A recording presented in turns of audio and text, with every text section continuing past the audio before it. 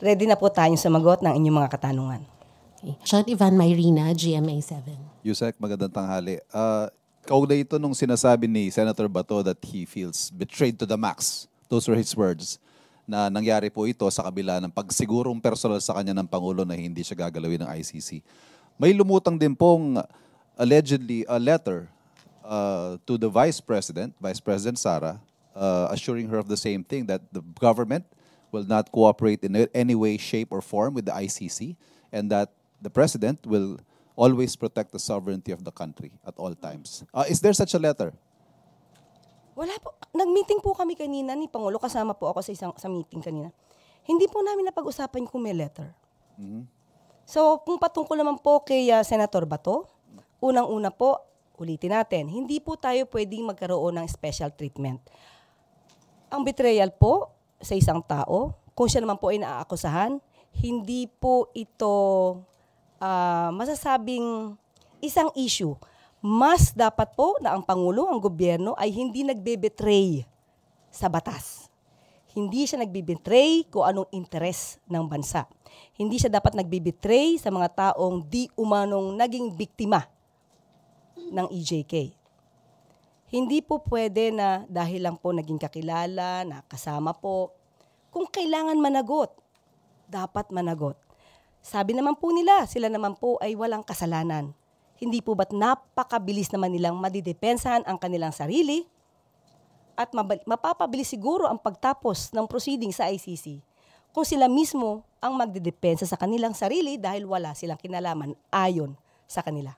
Ang tawag po ni Senator Bato sa katwiran ng gobyerno that we are cooperating with the Interpol and not with the ICC ay flimsy because the President allowed it. That's why it happened. Ganun po ang kanilang katwiran, nakikitang katwiran.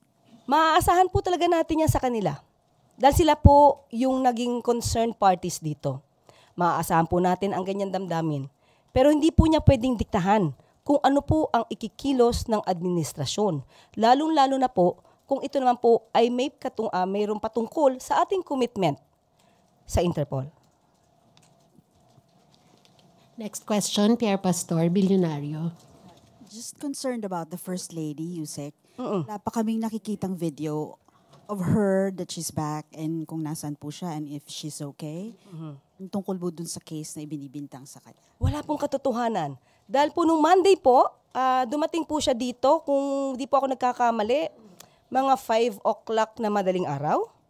Dahil po meron po siyang sinend sa aming video, sa amin po, na supposed to be na makakamit niya na pagdating po niya, 5:58 po ang nakaregister po sa akin na oras na aga nga po eh. She's back and ready for a meeting. So, wala pong katotohanan yung mga ibinibintang. Uli, mukhang ito na naman ay, ito yung masasabi nating demolition job. So, wala pong katotohanan yon. Yesterday po, medyo hindi kasi ako nakadalo dun sa briefing, naikwento po nung ating mga officer from the PNP, CIDG, na yung ginawa pong pag-aresto kay FPRRD, yung naging attitude po nung mga pamilya na nagwala, parang gano'n, nagsisigaw, nagmura. Yung po bang ganong attitude, ay is it normal or sa tingin nyo hindi po? Normal lang sumigaw at magmura? Pamilya po yun eh. Hindi po natin mawawala na gano'n na maging damdamin. Pero since ito naman po ay matagal nang pinag-uusapan at aminado naman po ang dating Pangulong Duterte na may kaso naman po sa ICC. At nabanggit nga rin po niya sa kanyang talumpati sa Hong Kong na meron siya nadidinig na warrant of arrest. Pati nga po si Senator Bato, inamin niya na mayroon. Kaya hindi siya sumama sa Hong Kong. So, normal ang magkaroon ng ganong klaseng damdamin. Pero siguro dapat malaman din po natin lahat kung hanggang saan yung hangganan. Kung hanggang kailan pwedeng mag-react sa kapulisan. Kung ginagawa ang tama, nandoon ang mga dokumento, tingin ko dapat sumunod din tayo po sa batas. Iba po kasi yung sitwasyon na hinuli ka, pero wala kang ginawa, hindi ka caught in the act, or walang warrant of arrest. Pero dito po lahat ay naipakita. May warrant of arrest, nandiyan po ang Interpol. So siguro mas maganda po kung naging kalmado rin ang mga kamag-anak po ni dating Pangulong Duterte. So you're saying, sinasabi niyo po ba yan dahil based on your own experience din po dun sa nangyari sa kliyente ninyo? Parang sort of ganon. Okay, sasagutin kita dyan. Unang-una, nalaman nyo ba kung ano yung totoong kwento? Yung aking kliyente, this is so too personal na pag-usapan dito, but I will explain. Yung ating naging kliyente doon, hinuli, again, uulitin ko, di ko po alam kung nandito kayo nun. Hinuli ng walang warrant of arrest, walang kaso, at hindi man lang sinabihan yung kliyente ko ng nature of the case. Ang sabi, confidential. What should the counsel react? And how would the counsel react on that? This situation of the former President Duterte, it's different from the case that I handled. There were violations committed by the police officers during that time, that's 2015. But in this case, all the documents, all the legalities, nobody can question that. Except maybe if they can use that for as a defense in their case. Thank you. Next question, Maricel Halili, TV5. Magandang umaga po. Ma'am, follow-up lang dun kay Senator Bato. Ano po yung nakikita natin na scenario once na nirelease na rin yung arrest warrant against kay Senator Bato de la Rosa? Pareho din po ba yung assistance na ibibigay ng government? Sa Interpol? Pareho pa rin po. Hindi po kasi tayo pwedeng mamili. Kung ito po ay ginawa po at nakipag-coordinate, makipagtulungan tayo sa Interpol dahil ang dating Pangulo po ang subject po ng warrant of arrest, hindi po tayo pwedeng mamili. Wala pong pwedeng special treatment.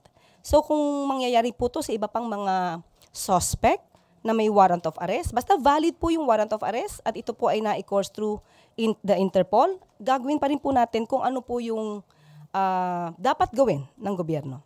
Pero what will happen po? Kasi I understand Senator Bato de la Rosa has already talked to Senate President Jesus Cordero and he asked for the protection of the Senate.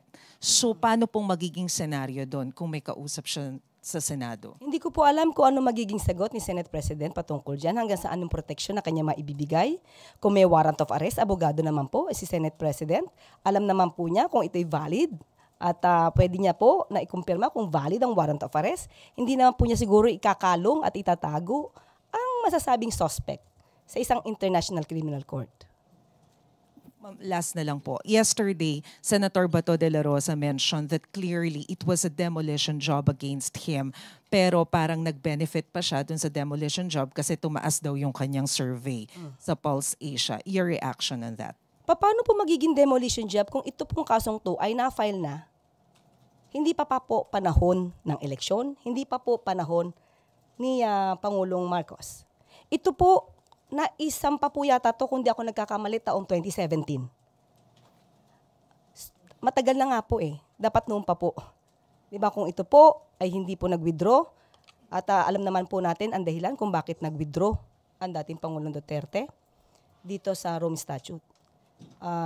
Siguro po, pag-usapan din po natin yung mga di umanong biktima. Hindi puro dapat sa kanila lang nakatuon ang atensyon ng tao.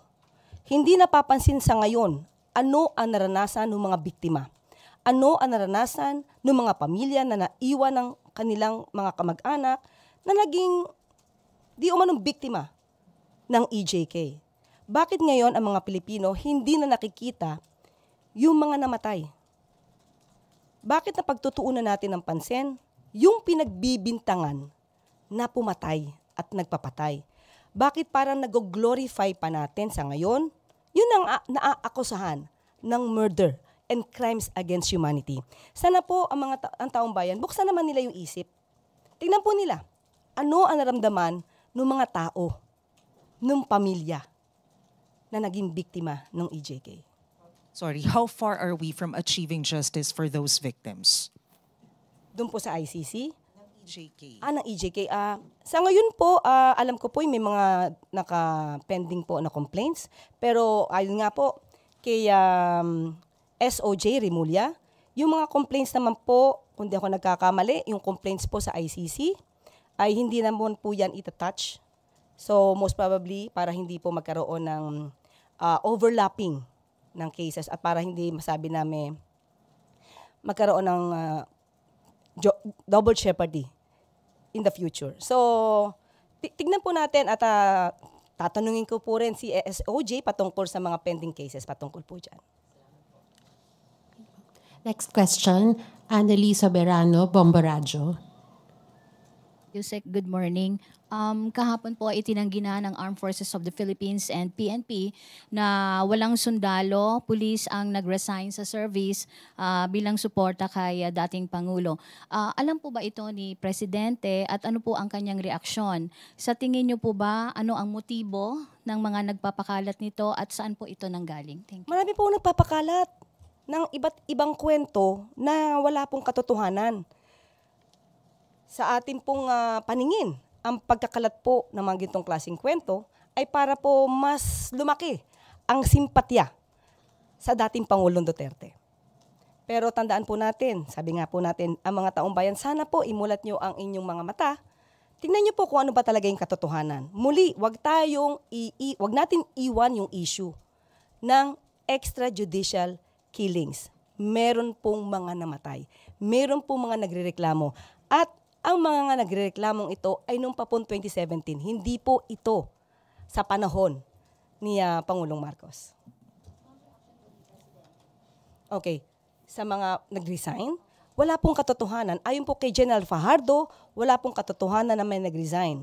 Kung ito man po ay may kaugnayan sa pag-surrender ng gobyerno kay dating Pangulong Duterte sa ICC through the Interpol, wala pong nagre-resign ayon po kay General Fajardo.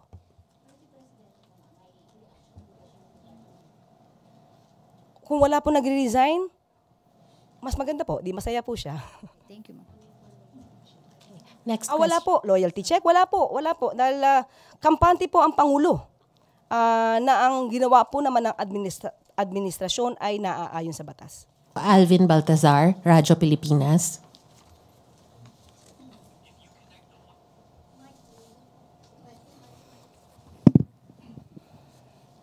Yusek, magandang umaga po. Magandang umaga po. Yusek, meron pa po ba tayong ibang mga proyekto, government projects, kasama ang private sector para maging tuloy-tuloy yung magandang pagbiyahe ng ating mga kababayan, lalo na yung mga sumasakay sa train? Opo, katulad yan nga po ay nagkaroon po kami ng meeting with DOTR Secretary Vince Tison. Ito po ang kanyang mga proposed programs. Okay, kabilang po dito sa kanyang mga nabanggit ay ang magkakaroon po tayo ng Metro Manila Subway. Ongoing na po itong project na to, yung Metro Manila Subway Project. North-South Commuter Railway Project at EDSA Busway Project. Magkakaroon din po tayo, as of now, meron po tayong Cebu Bus Rapid Transit at ang Davao Public Transport Modernization. Yusek, maganda yung project doon sa kabubukas lang, doon sa may isang shopping mall. Meron bang plano ang government para magkaroon pa ng similar project dito sa National Capital Region? Meron pa po, nabanggit po nila, magkakaroon pa rin po tayo ng katulad ng ganyang estasyon. Dito po sa Ortigas Station, Asiana EDSA Bus Station at so far yun po. Ito po ay may kaugnayan sa kasunduan po ng DOTR at SM Prime Holdings. So asahan po natin ang mas magaganda pa pong istasyon. So more public-private partnership, Yusek? Ito po ay kinabibilangan po ng iba ay donasyon din po, tulong din po ng ibang mga private sectors. Salamat po, Yusek. Okay. Next. Kenneth Pasyente, PTV4. Good morning po, Yusek. Yusek, makakaasa po ba yung riding public na hindi lang po ito yung mga pagbabago para mapagaan po yung kanilang transportation araw-araw? Opo, sabi nga po natin, napakarami po talagang proyekto. Sa panahon po ni Secretary Vince Dizon, kung iisa-isahin ko nga po ito ngayon, mapapahaba po ang oras natin at baka hindi tayo matapos. Marami pa pong proyekto maliban sa aking mga nabanggit. Next question, Raquel Bayan from Radyo Pilipinas. Good morning, Yusek. How important is this project for the overall improvement of the EDSA busway alone? And maybe do you have figures, ma'am, kung how many commuters po yung magbe-benefit nitong project? Marami po. Parang, kung di po ako nagkakamali, libo-libo po talaga ang sumasakay, lalo na sa MRT. So, sa mga ganito po, na mga saka po sa sa ating sa busway po. So, sa atin po ay mabibigay ko po siguro sa inyo ang ibang mga kopya po nito. Para po maintindihan po natin at mapakita po natin kung ano po yung mga proyekto ng DOTR. But ma'am, how important is this po for the overall improvement of the EDSA busway system? It's very important, especially it will be so accessible. It will be easy for the commuters to use these facilities. So definitely, what we are catering now is the public and the commuters. Next question, Luisa Cabato, Inquirer.net. Good morning, ma'am. May we get a confirmation from Palace if nangako po talaga si President Marcos kay Senator Bato na hindi siya gagalawin ng ICC? Wala po kami napag-usapan kung personal po niya itong sinabi.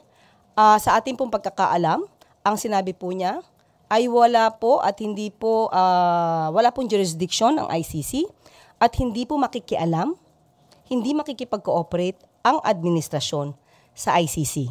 Pero never po naman niyang nabanggit na hindi po tayo makikipagtulungan sa Interpol.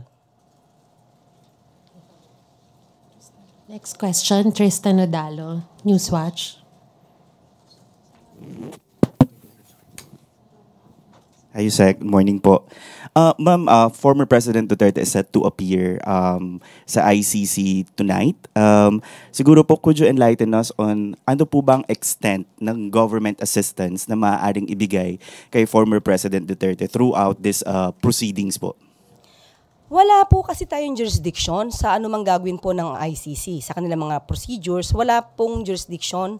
At after natin dala po ang dating Pangulo sa ICC, wala na po kamay o responsibilidad ang gobyerno kay dating Pangulong Duterte. Pero, base po sa RA 9851, bilang Pilipino, hindi lang dahil bilang dating Pangulo, si dating Pangulong Duterte, kailanganin din po natin ang gobyerno na ma-assure po, masigurado natin na nagkakaroon po ng fair trial. Lalong-lalo na po, Pilipino po ang dating Pangulong Duterte. Okay, pero lahat po ng mga gastusin, like for example, for legal counsel and all, private capacity na po yun ni former President. Sa kanya dapat manggaling yun? Opo. Kahit nga po sa mga complainants, hindi rin po yan talaga sagot ng gobyerno dahil may kanya-kanya po silang mga abogado at sabi nga po natin, wala po tayong responsibilidad or wala tayong hand over the ICC proceedings. Last question na lang po, Yusek. Si former Senator Trillanes, sinabi niya po in one of his interviews na there could be a cease order coming from the ICC sa mga Duterte assets while the trial or the investigation is ongoing. If maglabas po ang ICC ng ganong klaseng order to freeze the assets of the former president, will the government comply on that particular order? Kung meron naman po tayong batas at inaalaw po tayo, ipakita lamang po nila, tayo po yung magkukomply dahil lagi po, sinasabi natin, lahat po ng gagawin natin dito ay dapat lamang base sa batas. Okay, next question po. Eden Santos, Net25. Yusek, good morning po. Sabi po, the Office of the President said it paid for the private jet that brought former President Rodrigo Duterte to The Hague or The Hague. Paano ba bigkasin yun? The Hague. Baby, do you confirm po itong statement na to na ang Office of the President ang gumastos po dun sa pag-fly kay former President Duterte using a private, is it a jet plane or yung pong ginamit last na? Opo, ina-admit po na ang palasyo po, ang nagbayad, ang gobyerno po. Ito po ay may kaugnayan sa assistance po na ibinigay natin sa Interpol. So sabi nga natin kapag hiningi po ang assistance, siyempre po dapat kumpleto po. Dahil kung wala naman po na ipoprovide na sasakyan para madala po ang dating Pangulo sa ICC, parang hindi rin po naging kumpleto ang pagtugon natin sa ating commitment to the Interpol. Magkano po yung kung meron na tayong estimate na ginastos dun sa pag-travel po kaya FPRRD? Wala po tayong kumpletong detalye about that. At maaari po siguro ay hindi ko agad masasabi kung meron man po dahil meron pong kaugnayan ito sa isang pribadong korporasyon. Next question, Tuesday New, DZWB. Good morning po, Yusek. Patuloy po yung pagkikilos protesta ng mga taga-suporta ni dating Pangulong Rodrigo Duterte. Nakita po ito kahapon sa iba't ibang lugar dito sa bansa. Paano po ninyo sila pakakalmahin para hindi po ito matuloy sa tinatawag na full-blown people power? Okay. Sa ngayon po, sabi nga natin, yung mga nakikisimpatya po sa dating Pangulong Duterte, karapatan po nila yan. Hindi po yan pipigilan. Karapatan po nila na malungkot, magdalamhati para kay dating Pangulong Duterte. Wala pa po tayong nakikita na maaaring makaalarma po sa administrasyon. Kapag po dumating na po yun, sa puntong iyon, at puro po kasinungalingan na talaga ang kanilang mga sinasabi at ito'y nakakaalarma na po sa maaaring epekto sa taong bayan, doon po kikilos ang gobyerno. Ma'am, follow up lang. Anong klaseng pagkilos na gagawin ng gobyerno kung sakali, ma'am? Kung ito naman po ay dumadami at puro po mga fake, ayoko na pong banggitin ng fake news, puro kasinungalingan ang mga pinapangalandakan, especially sa social media, hindi po pwedeng tulugan ng administrasyon ito. Sa ngayon po, pinapahintulutan po natin, allowed naman po ito, just to express the rights. They have to exercise that right of freedom of expression. Pero kung susobra po, of course, magkakaroon po tayo ng plano kung paano po ito masasawata para po ito ay para sa gobyerno, para sa taong bayan. Kapag ka po kasi nagkaroon ng demolition, or destabilization, hindi po pwedeng tulugan ng gobyerno to. Lalo po na ang gobyerno naman ay sumusunod lamang sa batas. Gumagawa lamang ng kanilang tungkulin. Ganun po. Last, ma'am, ano ang extent o ano po ang triggering factor para umaksyon na yung gobyerno sa ano yung hangganan na inaantay para sabihin na, oops, tama na yan, pigilan na natin yan? As of now, napaka-hypothetical ng question. Titignan po natin kung paano. Thank you po. Next question, Maricar Sargan, Brigada. Good morning, Yusek. Other matters lang po. Nakarating na po ba kay President yung ulat po na may mga resident ho ng Palawan na na-detained sa China na alleged spy daw po? Parang wala pa po. So far. Aalamin po natin kung meron pong ganyang pag-uulat. Wala pa po kami natanggap. Hindi po nabanggit sa amin kanina. So tingnan po natin. Baka po kung ano man pag-uulat yan ay kailangan pag-usapan agad. Thank you po. Okay po. Christian Yosores, Radyo 630. Good morning po, Yusek. Balik lang po ako dun sa yung kay FL po. Natunto na po ba ng Palas kung sino yung nagpakalat ng information doon and ano pong planong gawin ng palasyo? Nakita po namin sa reaction ni FL. Ang pinakahuling sinabi niya ay dapat hindi nga po siya yung nagiging issue. Ang dapat na pinag-uusapan po talaga ay ang Pangulo, kung ano yung mga naging proyekto ng Pangulo. Hindi po niya ito dinaramdam dahil alam naman po niya ang katotohanan. At kami po mismo, ako po, I can attest na nakasama ko po siya sa meeting. Kaya po, yung mga ganyan pong kwento, sana nga po magmulat ang mga tao. Yung mga taong nagpapakita po niyan, social media, na wala pong kredibilidad, kung hindi po nanggagaling mismo sa mainstream at wala pong ebidensya, sana po wag kayo agad maniwala.